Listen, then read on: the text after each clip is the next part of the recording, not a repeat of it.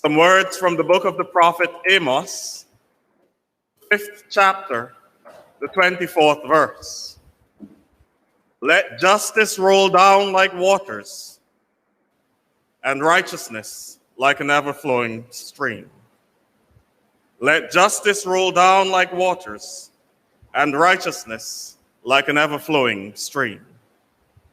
As I mentioned earlier, today we begin our season of Emancipation here at St. George, beginning with our day of special remembrance of the 1937 riots. And we will run right through until August 23rd, the day of special remembrance of the transatlantic slave trade and its abolition.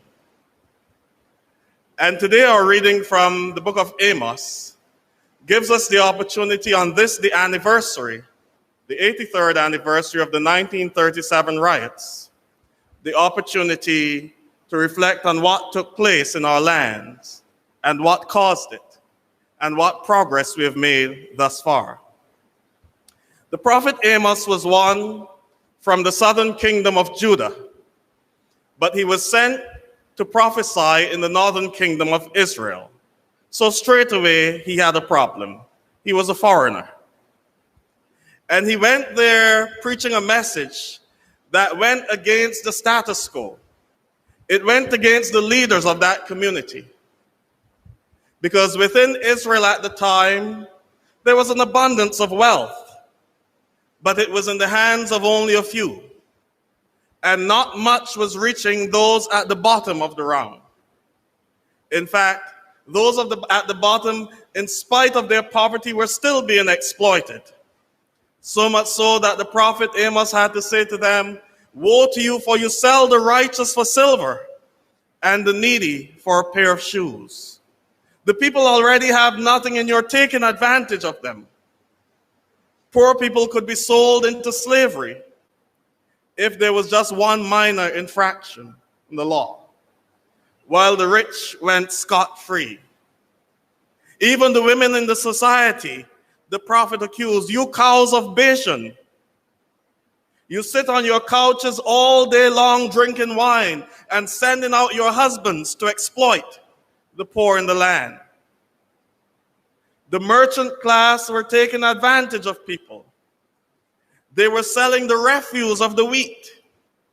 Not even a good meal could the poor people use the little money they had to buy.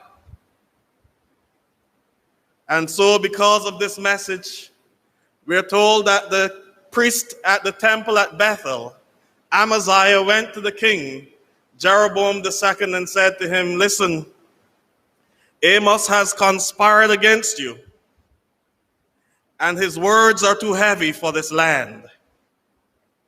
And as a result, Amos was sent back to Judah. "Go back, sir, go back to your country and prophesy there. Earn your bread there, but never come again to Israel to prophesy, for this is the king's shrine and the king's temple." So Amos left. So it's quite a coincidence, isn't it? That the same thing happened in Barbados in 1937. 100 years after the proclamation of emancipation in this country. 1838, when the slaves were jumping up shouting, "Licks and lock up done with, hurrah for Gin Gin." Still 100 years later, they could not experience the freedom that was proclaimed at that time. In 1937, there were no trade unions as we have now. And just as was the case in Israel, the wealth was in the hands of a few, the planters and the merchants of the land. And whenever things got bad in the country, as it was in 1937, following the Great Depression, they ensured that their beds were made up. And if there was any pain to be borne, it will be borne by those at the bottom. In 1985, I believe it was, John King, then Johnny Maboy, sang a song, I Want a Plantation. And in one stanza he said, I'd be one the landed gentry. I want to own one them tenantries. You may not want to see a blade, but you can still come and run into my aid. And if all my acres get burned, to the insurance I can turn. If machine expenses rise, the government will subsidize. If world market don't suffice, I will cap the local price. To hell with who they hit, as long as we planters benefit. Nothing had changed since 1937. And so, similar to Amos, one came from overseas to educate the masses of this land about what was really happening amongst them. And just as was the case with the prophet Amos, his words were too heavy for the land. And so when Clement Payne came from Trinidad and started educating the masses, and we're told of his epic meeting in Golden Square on the 22nd of July, 1937, where the masses were riled up. And he said to them, today is a funny night. Agitate, agitate, agitate, but don't violate. And those words were too heavy. And just as was the case with Amos, the leaders of the land moved swiftly to have him deported. And so he was. But his deportation on the 26th of July sparked a revolt in Barbados that many did not expect in the most passive of British colonies. And it is when that revolt took place in Barbados in 1937, the jewel of the British plantocracy, their breadbasket. With dispatch in 1938, they founded the West Indies Royal Commission, or the Moyne Commission, which sought to deal with some of the injustices that were taking place in this country. It is out of that we gained adult suffrage. For at that time in 1937, the only persons eligible to vote were those who held at least 10 acres of land. And we know who they were. But after the Moyne Commission, there came the right to vote.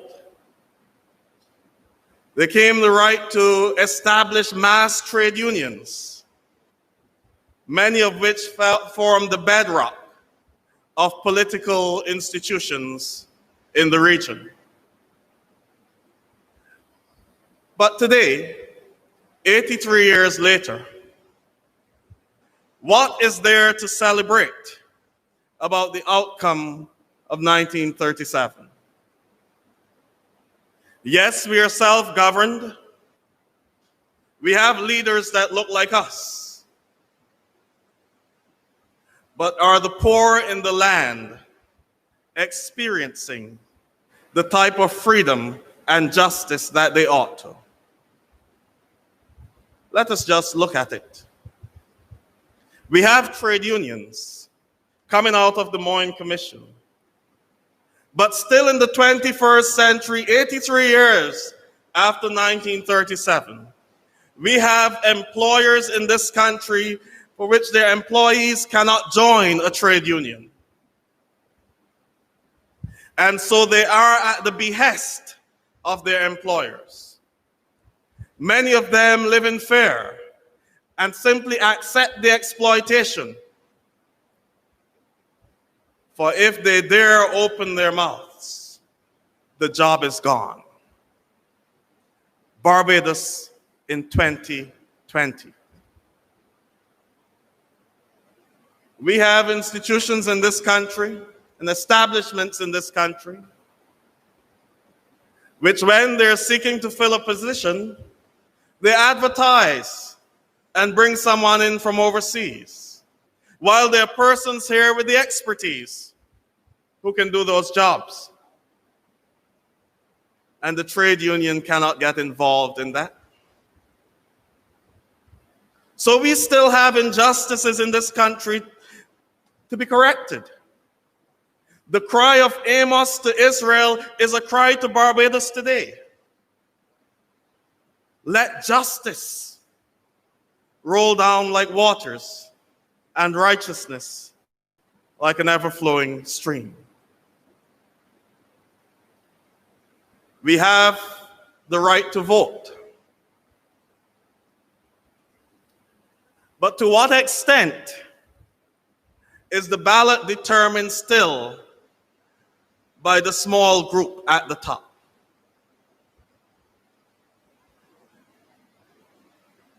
I just want to ask that question because one of the big problems we have in this country is campaign financing. Not many people can tell where the money comes from. And then we have an election day where the heaviest voting in some constituencies take place in the last hour.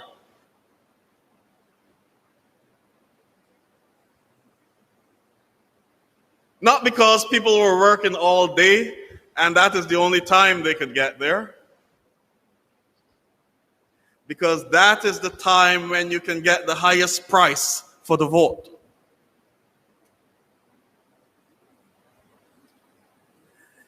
If after 83 years, the value of the vote is still based on what trickles down from on high, we have a problem.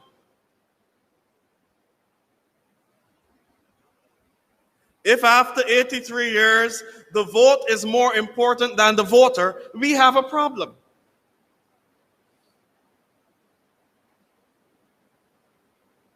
And so, elections are won and lost based on the ability or who can best practice the politics of bread and circuses. And so the masses are still at the behest of those who hold the wealth in this land. And I do not blame those with the wealth, because it's about privilege. If I can maintain my place of privilege, I'll do what is necessary to do so. Who I blame is those of us who have been called to be leaders in this community, who have been called to educate our people, to teach them the value of self, to teach them the struggle. I blame us for the stories that we have not told.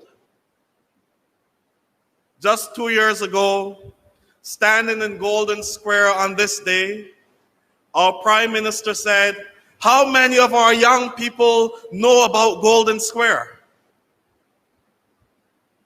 How many of them know what happens there? How many of them know of Clement Payne? What do they understand about the struggle?" And we are the ones to blame for that. But we cannot go without even more severe admonition. If 83 years after persons had to die for us to get the vote, our people do not value that franchise, it means that we have not progressed as a society. It means that somewhere somebody dropped the ball, and it became easier just to coerce the masses than to educate them to who they are. And Barbados is a very dangerous society to try that in, because we have built our society on academia. You can't educate people and then treat them as though they're foolish. It is one thing if you don't educate them and you keep them down there. But But one of these days, and I believe it is already happening, the young people of this country will recognize what is taking place in our politics in this country, where it has just become a case of musical chairs, which our political parties dance to who is playing the best tune, and you sit when the music stops. And whoever is found in the seat can rule for a few years until the DJ decides to change their tune. Our young people are seeing this. And one of these days, not too many days hence, they will lose all faith in our political institutions. They will lose all faith in our politics. And they will set up their own system of governance. It's already taken place. Just around the time of the shutdown, there was a party having their Independence Day at the time when the nation should be in shutdown. These young men were celebrating Independence Day for their party. And there was a message going around on social media after things went awry and it went a little public. They apologized to the leader of this country, from their government to your government. We are sorry. We will remain quiet during the lockdown and we'll pick things back up after. In Barbados in 2020. So it's already taken place. The disconnect is already there. But it will take place at higher levels as well.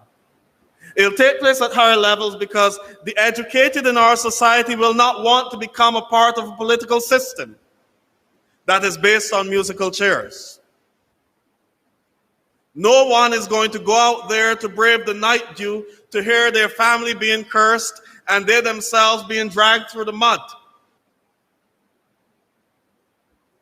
Simply to get a position to do what I've always said we have a problem with in this country and this region: make 3-year plans. Because we exist in a region where our political leaders cannot make plans for longer than 3 years.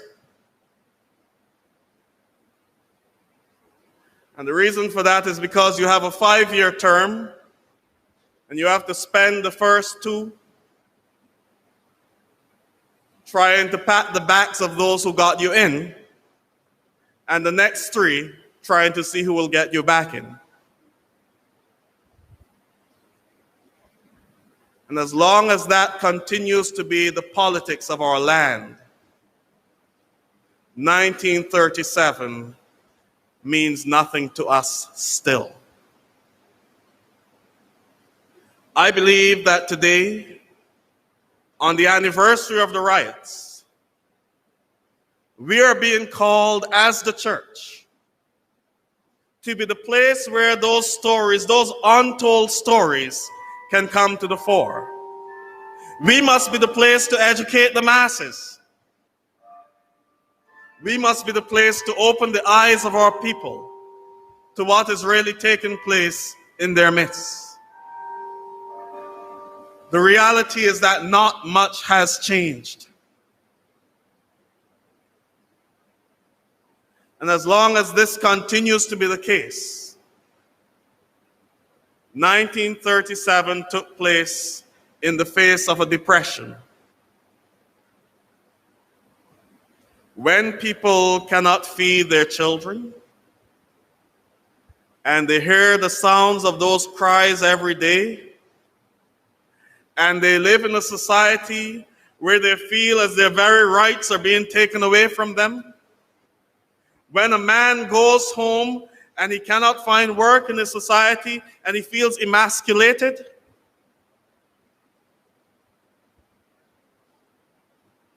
I am not praying for it, I'm not hoping for it. But we must remember the words of Patrick Henry as we go through this emancipation season. Give me liberty, or give me death. If I cannot feed my children, and I feel I'm being oppressed and exploited, I will do what is necessary to make sure that my children are fed. I do not want us to get to that place. That is the place that caused the 1937 riots. And it came because those at the top were not listening. They did not care to listen. All they were concerned about is holding on to their positions.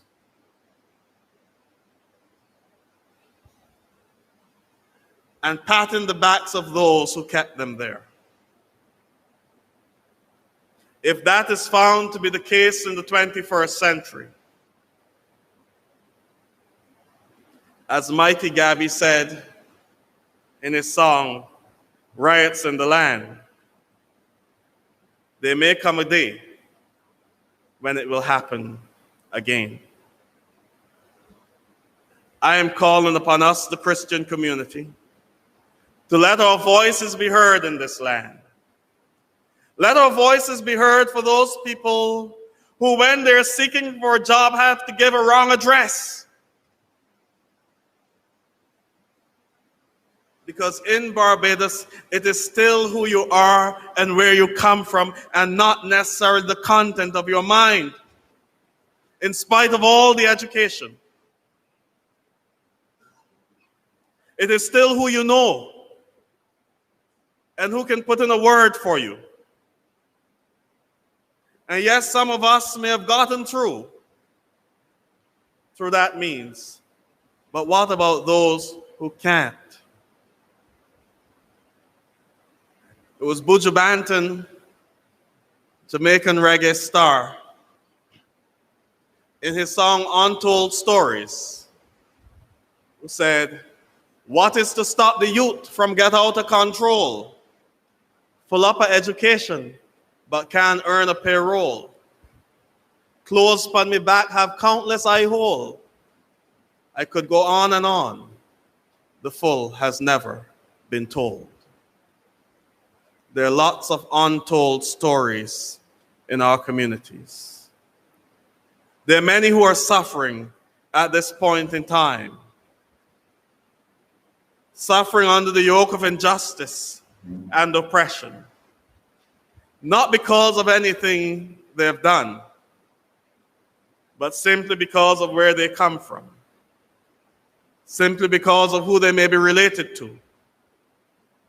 And even to go further, in an era of Black Lives Matter, even in a country that is over 90% Black, still because of the color of their skin. I'll leave you with a story from a Barbadian businessman I had the opportunity to chat with only recently. He told me, in this country, if you aspire to certain things, there are always obstacles there to remind you who you are and to know your place. He said, I made the decision to purchase a plot of land that some considered the Holy Grail. And there were many obstacles set up in his way, to the point where he found himself in a place where he was not able to pay, could not get a loan, could not get any financial institution to support him. He was taken to court. And he said to me, Father Rogers, I wouldn't lie to you, I'm a big man. I stood in that dock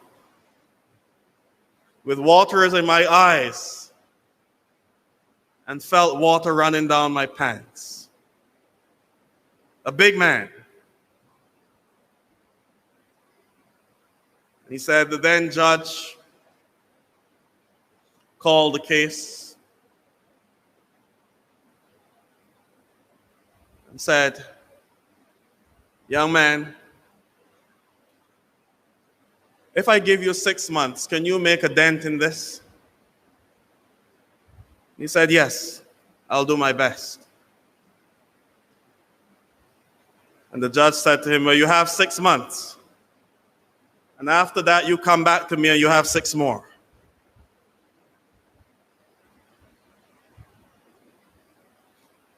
These are the stories we need to hear about. What caused 1937 is not far from us in 2020. But we must not hide our stories. In our stories, we can find strength.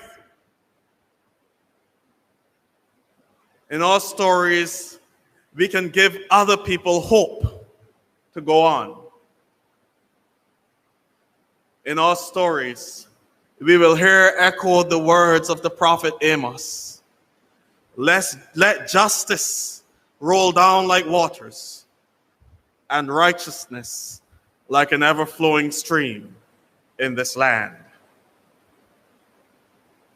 I pray that today we will all take some time out, every one of us, to reflect on what took place in this land 83 years ago.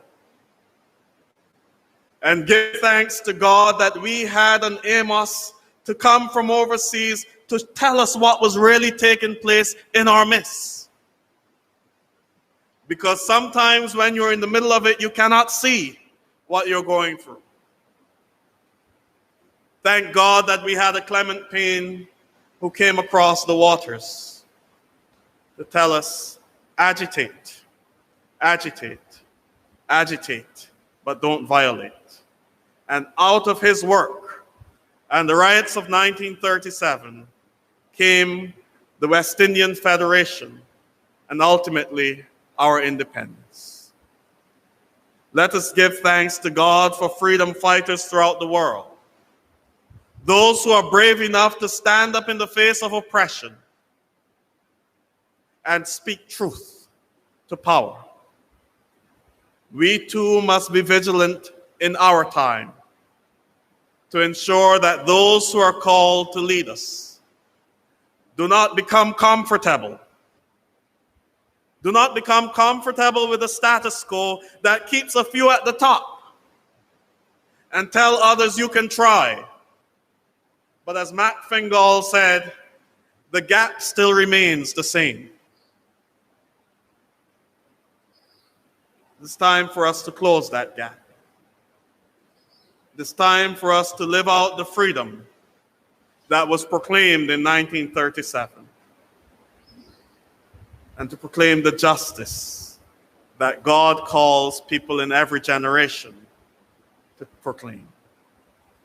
Let justice roll down like waters and righteousness like an ever-flowing stream. Amen.